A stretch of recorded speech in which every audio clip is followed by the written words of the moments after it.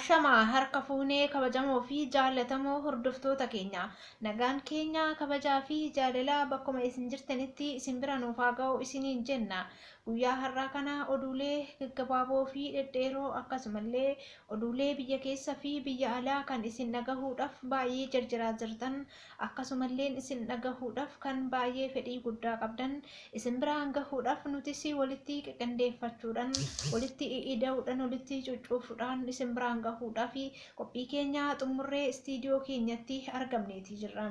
Isinis haga xumura qophii keenyaatti akka nu wajjin turtanii fi yaada keessanillee karaa ergaa gabaabaa fi karaa ergaa dheeratiin akka nuuf qoodan kabajaa fi jaalalaan isin gaafanna.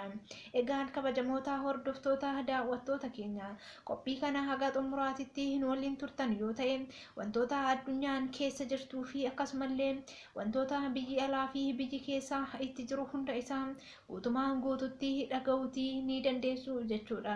Kanaafiyyuu qophii keenya haga xumuraatitti gurra itti qabuudhaan ijeessitti babaasuudhaan laalaa akka nu waliin turtan kabajaa fi jaalalaan isin affeerree jirra yookiin waamicha keenya dabarsineeti jirra.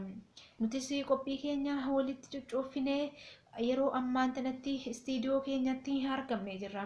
Ogeessi kaameeraa keenyattis kinoo asuma nu fuuldura jira. Isinis qophii kana kinoo itti dhiyaadha. Oduu fi qophiin guyyaa har'aa isiniif dhiyeessine yoo ka'uu qabannee dhufnee asuma irratti kan xumuramu ta'a. Nagaatti tura. Halkan gaarii isiniif haa ta'u.